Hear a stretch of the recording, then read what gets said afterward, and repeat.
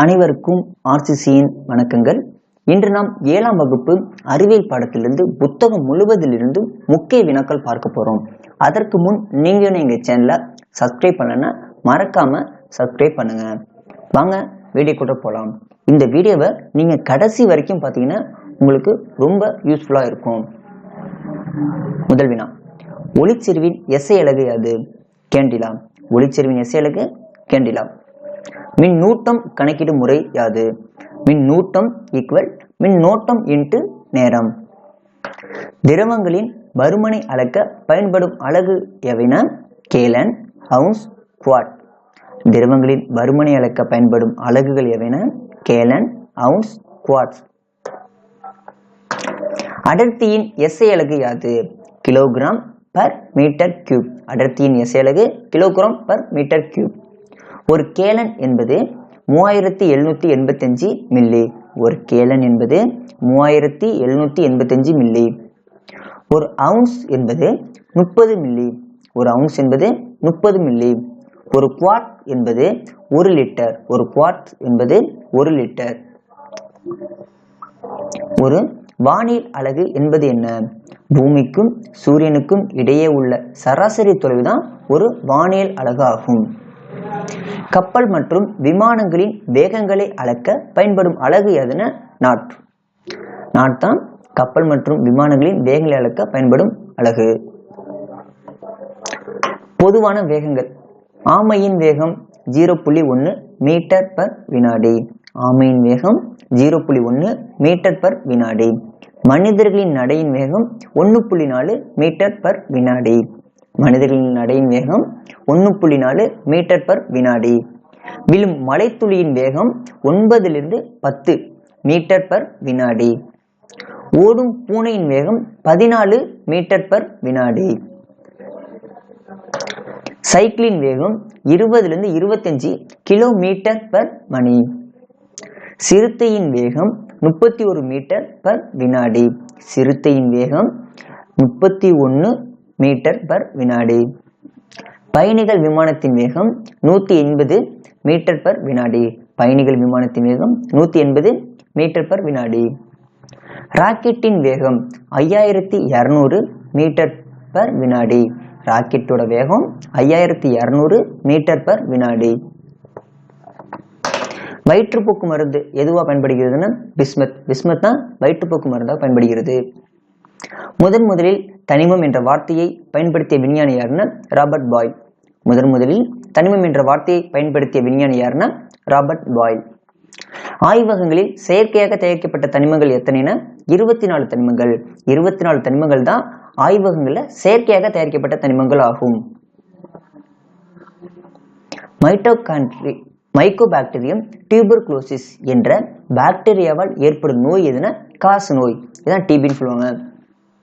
சாலமோனெல்லா typhi என்ற பாக்டீரியாவால் ஏற்படும் நோய் எதுனா டைபாய்டு. இந்த டைபாய்டு வந்துச்சுன்னா 104 டிகிரி ஃபாரன்ஹீட் அளவுக்கு காய்ச்சலை ஏற்படுத்தும். டிஓடி என்ற மாத்திரை குணப்படுத்தும் நோய் எதுனா காச நோய். டிஓடி என்ற மாத்திரை குணப்படுத்தும் நோய் எதுனா காச நோய்.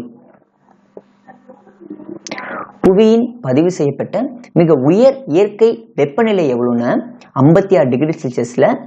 ஃபாரன்ஹீட்ல சொன்னா 134.6 ஃபாரன்ஹீட். கெல்வின்ல சொன்னா 329.85 கெல்வின். இந்த இதுதான் புவியிலே பதிவு செய்யப்பட்ட மிக உயர் இயற்கை வெப்பநிலை ஆகும். எந்த ஆண்டு இந்தியாவில் மின்சாரம் பயன்பாட்டிற்கு வந்ததுன்னா 1899. 1899ஆம் ஆண்டு தான் இந்தியாவில் முதலில் மின்சாரம் பயன்பாட்டிற்கு வந்தது. மின்னோட்டத்தின் எஸ்ஐ அலகு என்னது? ஆம்பியர். மின்னோட்டத்தின் எஸ்ஐ அலகு ஆம்பியர். தாவர உலகின் மிகச் சிறிய விதைகள் எனப்படுபவை எவைனா ஆர்கிட் விதைகள். தாவர உலகின் மிகச் சிறிய விதைகள் எனப்படுபவை எவைனா ஆர்கிட் விதைகள். டெங்கு காய்ச்சலை பரப்பும் கொசு எதுனா ஏடிஸ் எஜிப்டி. ஏடிஸ் எஜிப்டி என்ற கொசு தான் டெங்கு காய்ச்சலை ஏற்படுத்துகிறது.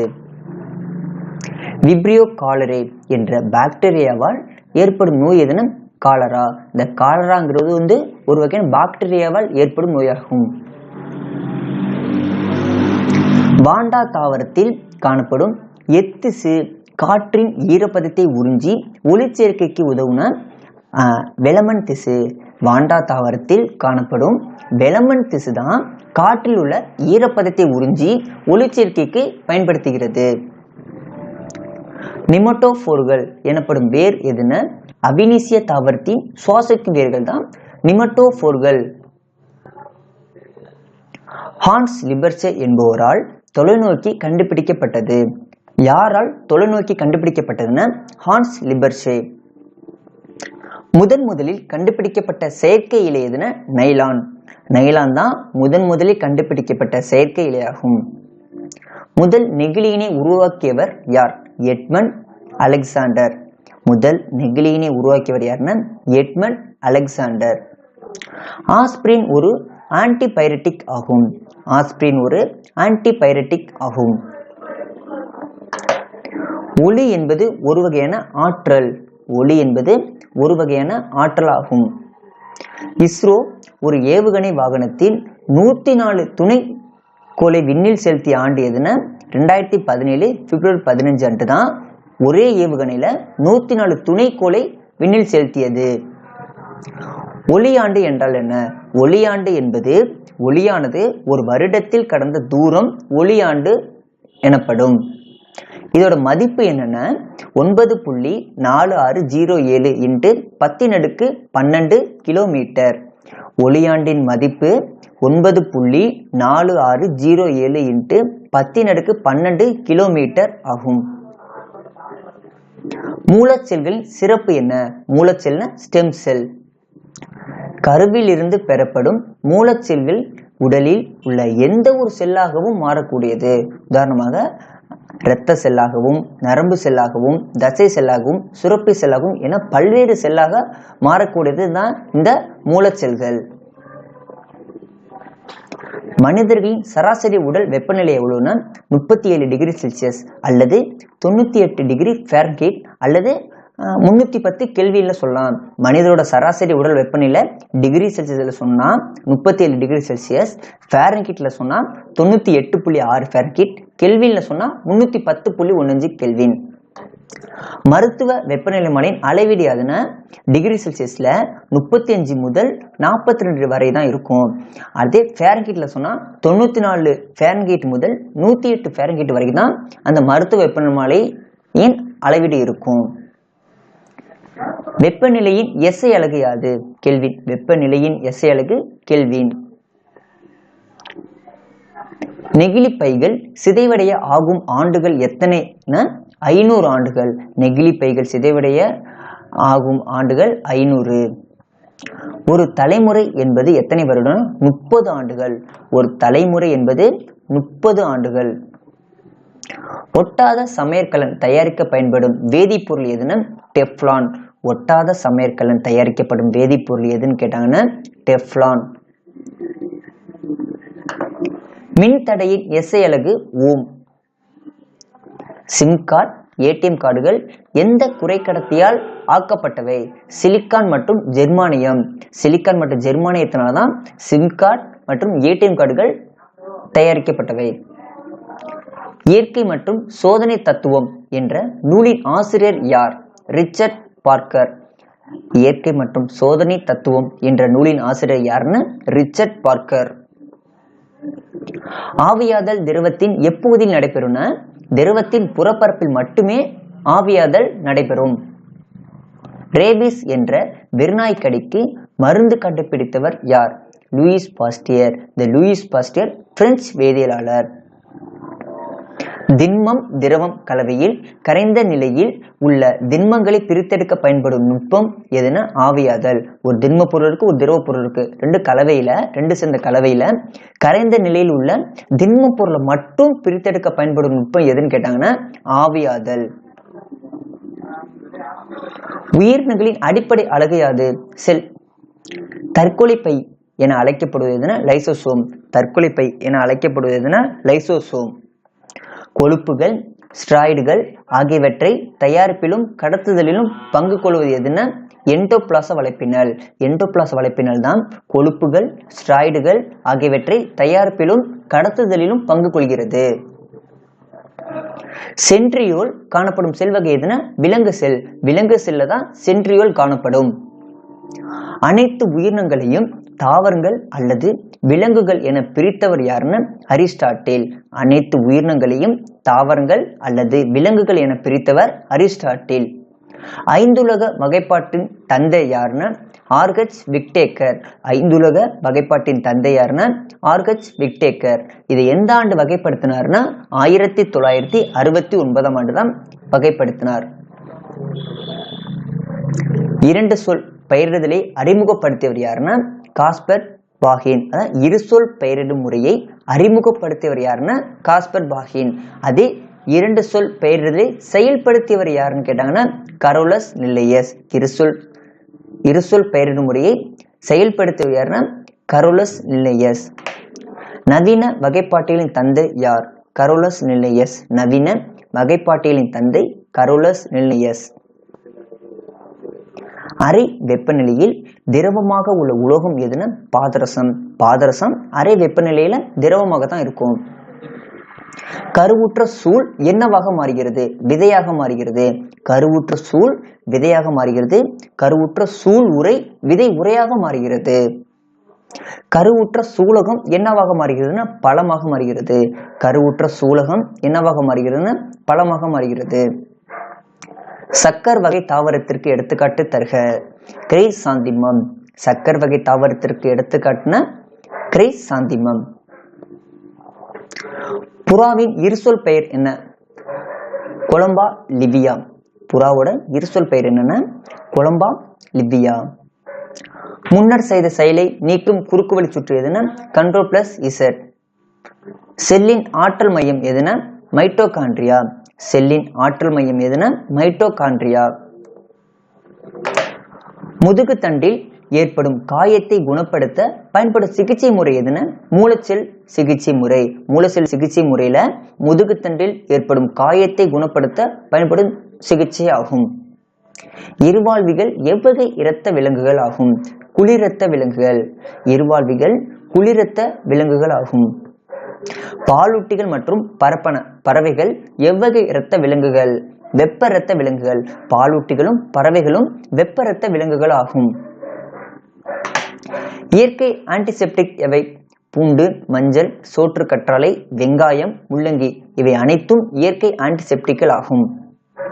சுடர் சோதனையில் கால்சியம் குளோரைட் நிறம் என்ன? மஞ்சள் சுடர். சுடர் சோதனையில் கால்சியம் குளோரைட் நிறம் எதுனா மஞ்சள் சுடர்.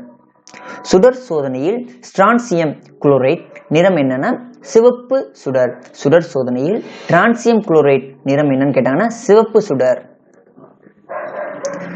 சுடர் செல்கள் கொண்டுள்ள தொகுதி எதுனா தட்டை புழுக்கள். சுடர் செல்கள் கொண்டுள்ள தொகுதி எதுன்னு கேட்டாங்கன்னா தட்டை புழுக்கள்.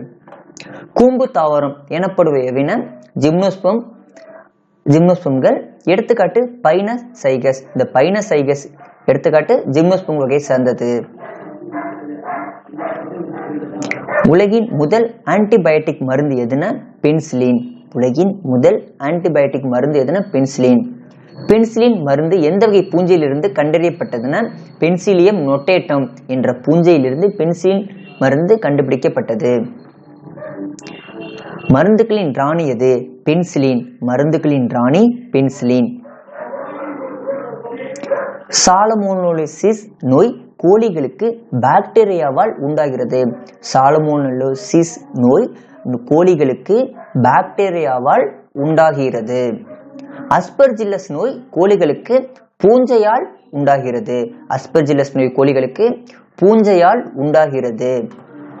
தேனீக்கள் மலர்களிலிருந்து நெக்டார் என்ற இனிப்புச்சாறை சேகரித்து அதனை தேனாக மாற்றுகிறது. தேனீக்கள் மலர்களிலிருந்து நெக்டார் என்ற இனிப்புச்சாறை சேகரித்து அதை தேனாக மாற்றுகிறது. ஒளி படுகோணம் I, எதிரொலிப்பு கோணம் R இவை அனைத்தும் சமம். I = R. சிவப்பு நிறமானது மற்ற நிறங்களை விட அதிக அலைநீளம் கொண்டது.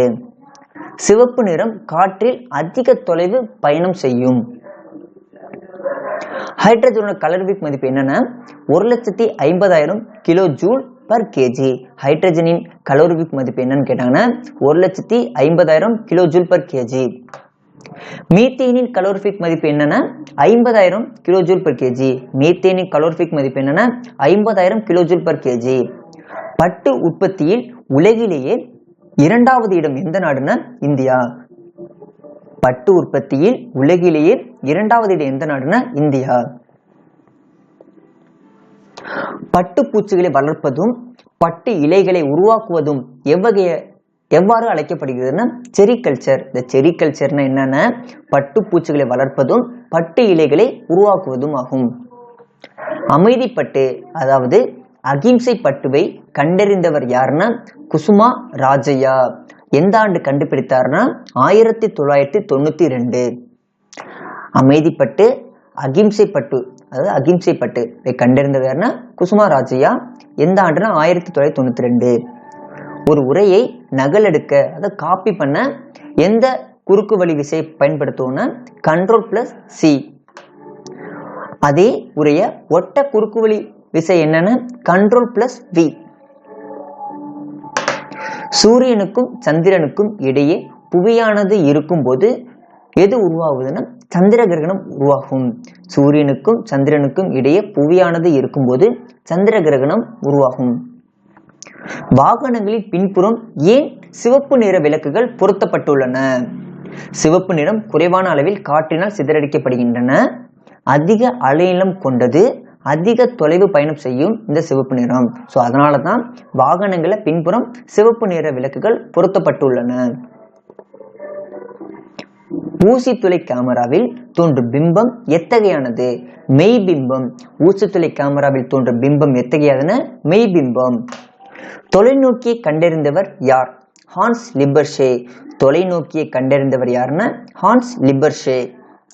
உலகில் முதல் ஏவு வாகனத்தை ஏவிய நாடு எதுன்னா ரஷ்யா. உலகின் முதல் ஏவு வாகனத்தை ஏவிய நாடு எதுன்னு கேட்டாங்கன்னா ரஷ்யா. பார்க்கீசின் என்ற முதல் நெகிழியினை உருவாக்கியவர் யாருன்னா எட்மண்ட் அலெக்சாண்டர். பார்க்கீசின் என்ற முதல் நெகிழியினை உருவாக்கியவர் யாருன்னா எட்மண்ட் அலெக்சாண்டர்.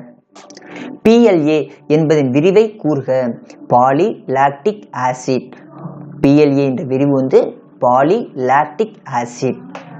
உலகின் முதல் ஆன்டிபயோட்டிக் மருந்து எதுனா பென்சிலின். உலகின் முதல் ஆன்டிபயோட்டிக் மருந்து எதுனா பென்சிலின். லித்தியம் உப்பு வண்ண சுடர் சோதனையில் எந்த நிற சுடரை தரும்? ஊதா சுடர். லித்தியம் உப்பு வண்ண சுடர் சோதனையில் எந்த நிற சுடரை தரும்னா ஊதா சுடரை தரும்.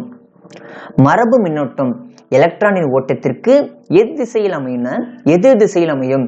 மரபு மின்னோட்டம் எலக்ட்ரான்களின் ஓட்டத்திற்கு எதிர் திசையில் அமையும். நவீன வகைப்பாட்டியின் தந்தை யார்? Carolus Linnaeus. கரோலஸ் லின்னேயஸ் தான் நவீன வகைப்பாட்டியின் தந்தை. பருப்பொருட்களின் அடிப்படை அலகு யாது? அணு. ஒரு பருப்பொருட்களோட அடிப்படை அலகு எதுன்னு கேட்டாங்கன்னா அணு. திரவ நிலையில் உள்ள ஒரே அலோகம் எதுனா புரோமின். திரவ நிலையில் உள்ள ஒரே அலோகம் எதுனா புரோமின். மின்சாரத்தை கடத்தும் ஒரே அலோகம் எதுனா கிராஃபைட். மின்சாரத்தை கடத்தும் ஒரே அலோகம் எதுனா கிராஃபைட். நண்பர்களே, இன்று நாம் 7ஆம் வகுப்பு அறிவியல் பாடத்திலிருந்து புத்தகம் முழுவதிலிருந்து முக்கிய வினாக்கள் பார்த்தோம். நன்றி, வணக்கம். நாளை மற்றொரு வீடியோவுடன் உங்களை சந்திக்கிறோம்.